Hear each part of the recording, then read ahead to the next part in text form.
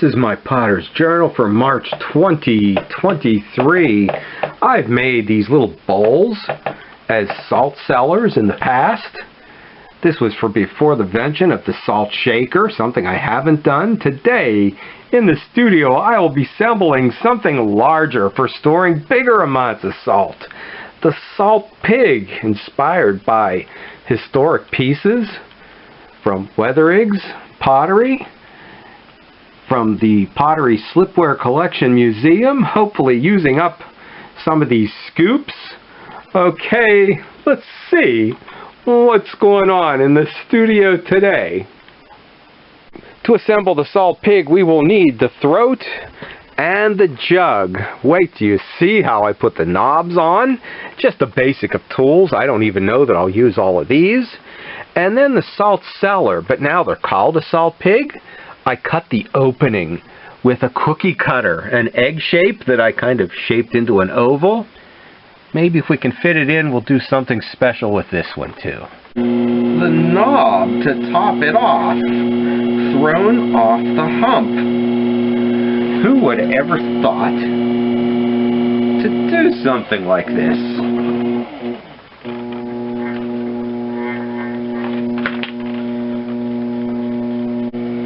And then the bottom's flat and the lid is round, so we're not going to catch any air. Place it in the center and just bring, okay, the opposite sides down. And now just give it a little spin around off the bottom. This is a great way to put knobs, okay, on things like casseroles when you can't do it when you're actually throwing the pot. You know, here we could have, but it's just easier to do this than it would have been to put a little knob of clay on there and center it, and you know, that's it. We're done. There's nothing else to say. How easy was that? That's the first time I did that. That must be a like and subscribe moment. You won't see that anywhere else. I have been anticipating this for weeks. We push it in and make it an oval. There's a big one, I didn't know what size, and a small one. Sculpturally, I like the small one. But if the idea is to be able to reach in and get some salt out,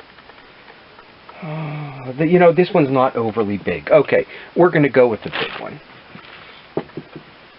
And yeah, so a very odd item, and we are going to cut this away to shape it to fit.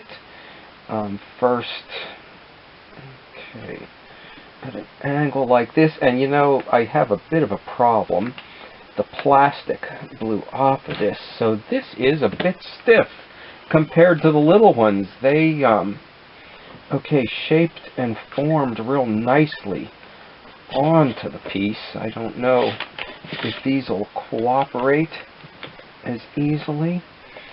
And so that's that. Now we need to cut in at an angle inwards. So we've got that curve, and now we have to come in here and give it a curve in to fit the pot that we want it to fit as best it can.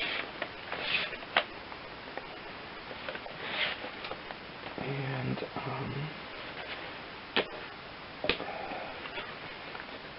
so I was afraid to turn the camera on when I did the little ones because I'd never done this before, and they went together so easily. We'll see what the bigger ones do. If they fall together just as nice. Okay, so yeah, it fits on there. Fits on there. Oval. We'll make it a little more oval. And here's where there's a few other people I saw videos doing this. They cut the opening, but we've got all the compressed air in there, so that's going to help support this. So I'm pushing in so that that groove I got. Okay, you know what? I think if we take a board, this is from my years of sculpture, working with actually clay sewer pipe. And this reminds me of that because in the plants where I did the workshop, it was mostly done on machines, very little handwork, until they had the joints where one pipe came off the other. And that's what's happening here too. So that pipe, and I do have a few videos up with the pipe sculpture. Okay, so now I am just bringing this back and pushing it into the pot. If you've seen the dovetail move with the handle of a mug, okay, it's pretty much the same move. And unfortunately, as I said, this clay, it's a matter of catching everything at the absolute perfect condition. And these I had to rehydrate a little bit compared to the smaller ones. So I did that with the thumb. Now we're going to do it with the rib.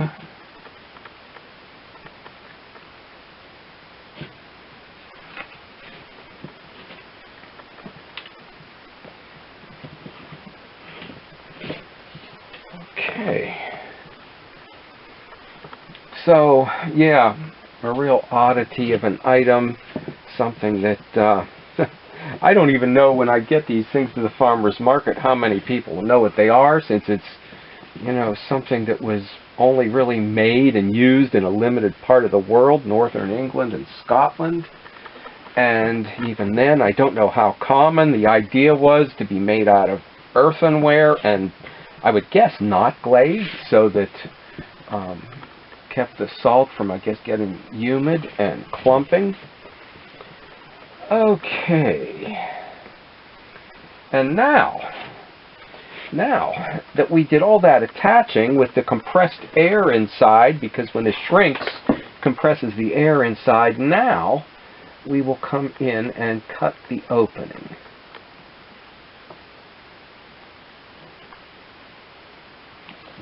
And let's see, these are a little bigger than the small ones. They were easy and fit nicely in my hand. And you just need to go slow and follow the contour of this neck diver's mask that we put on here. Now, how do we get it out? How do we get it out? Oh, yeah. Oh, hey, my hand can reach in there. We can grab a handful of salt to throw in something, or get a scoop in there. And, okay, now it's just a matter of, okay, bringing that, making sure that the cut goes all the way into everything else. And if there is, okay, I did catch on the wall. Okay, we're going to need a little clay to smooth off one little spot there, but the rest of it looks good. And we'll just go over it with a sponge. I'm glad. Okay, and okay, so it's a odd little sculptural item. How about that?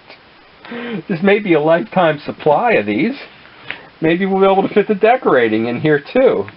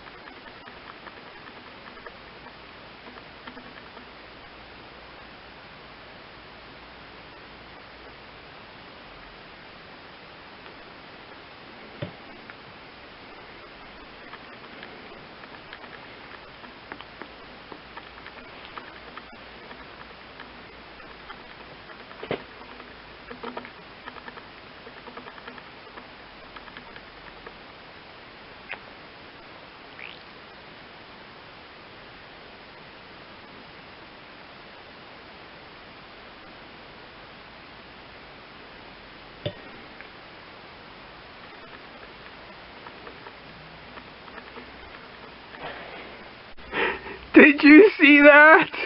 I've been holding my breath all week over putting these together and putting that on there. I'm relatively new to trailing slip this way, and you know, I like here where it didn't come out and it didn't hit.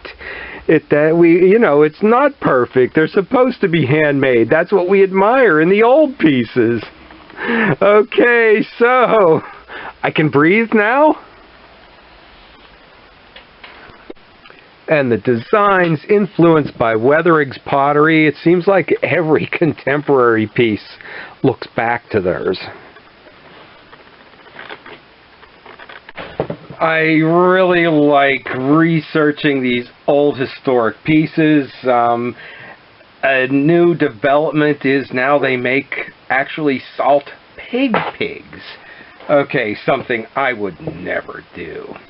But I got the dare in the comments from Corey G. So here it is, the salt pig. They've done them many different ways. I did mine like my money boxes, like my banks, and put the hole in the side. This is really small, meant for individual table use. The larger ones are meant for the kitchen. And maybe this brings us to the definition of what a salt pig and what a salt cellar is. Now for definitions. This is a salt pig. They are meant for the kitchen and large quantities of salt. The other thing is the salt, and I only used one of my scoops, but I may be able to use the other littler ones. In this, the salt cellar, small individual bowls, maybe for many people at a formal gathering. That was, I guess, what was around, and often with lids, shallow bowls with lids, before the invention of the salt shaker. Maybe I'll get around to making some of those, I don't know. And then we come to this.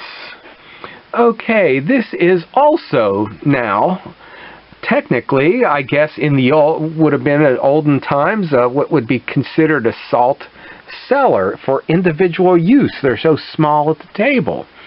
But because they're now in the shape of the salt pig, they are commonly called salt pigs. So definitions and names change, but I'm going to call them piglets.